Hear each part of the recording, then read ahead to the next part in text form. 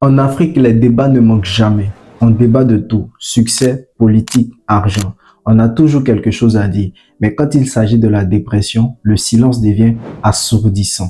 Pourtant, les chiffres sont clairs. Selon l'Organisation mondiale de la santé, la dépression est l'une des causes principales d'incapacité dans le monde.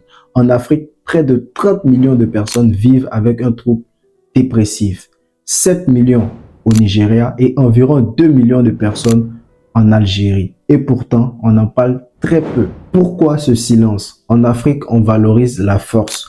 On nous apprend à tenir, à encaisser, à ne pas montrer nos faiblesses. Dire qu'on ne va pas bien est parfois perçu comme une faiblesse. Ensuite, il y a la survie. Quand certaines familles se battent pour manger, la santé mentale devient secondaire. En plus de cela, nous sommes confrontés à une autre réalité. La dépression demande souvent de consulter un spécialiste. Mais dans beaucoup de pays africains, il n'y a pas assez de spécialistes. Et quand on trouve des spécialistes, la consultation coûte trop cher. Alors, beaucoup souffrent en silence parce qu'ils n'ont ni les moyens, ni l'accès, ni l'accompagnement. Et enfin, il y a la peur du regard des autres. La peur qu'on dise « il est fou ». Alors on se tait et le silence devient une prison. Mais pour comprendre pourquoi ce silence est dangereux, il faut comprendre de quoi on parle. Qu'est-ce que la dépression réellement et quelles sont les conséquences de la dépression? Toujours selon l'Organisation mondiale de la santé, la dépression est un trouble mental qui est caractérisé par une perte d'intérêt ou de plaisir pour les activités quotidiennes et qui dure environ 2 semaines. Alors, la dépression peut entraîner une perte de motivation, une fatigue constante, des troubles de sommeil, des difficultés à se concentrer, un isolement social et parfois dans des cas graves, avoir des pensées suicidaires. La dépression est donc sérieuse. Elle nécessite parfois un accompagnement professionnel. Je ne prétends pas remplacer un professionnel, mais dans cette vidéo, je vous propose 3 solutions afin de commencer à sortir de cet état de dépression. On a tous été une fois en état de dépression.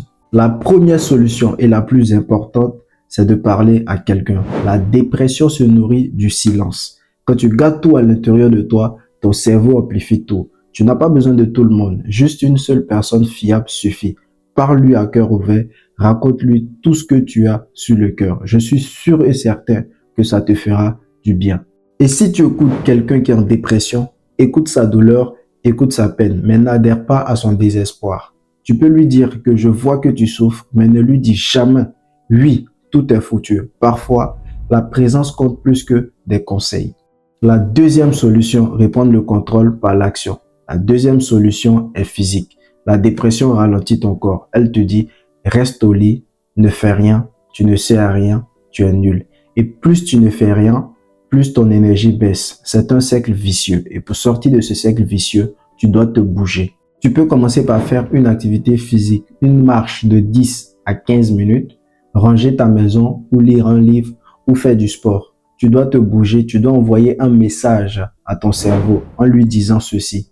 Je ne suis pas paralysé, je bouge encore, j'ai encore de l'énergie. La troisième et la dernière solution, c'est de restructurer tes pensées. Cette solution est mentale. La dépression transforme ton dialogue intérieur. Elle te murmure « je suis nul, je ne sais à rien ». Et à force d'entendre ces phrases, tu finis par les croire. Une pensée n'est pas un fait, c'est une interprétation.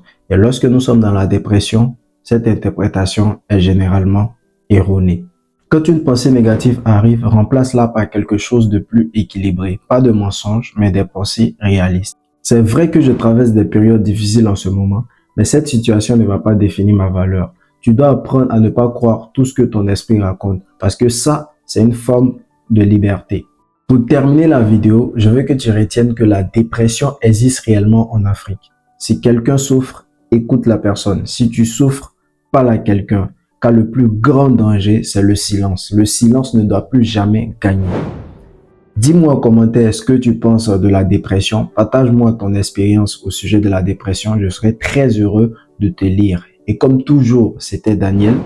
Faites ce que vous pouvez avec ce que vous avez là où vous êtes. Car le moment idéal, c'était hier. Le moment idéal, c'est aujourd'hui. Merci.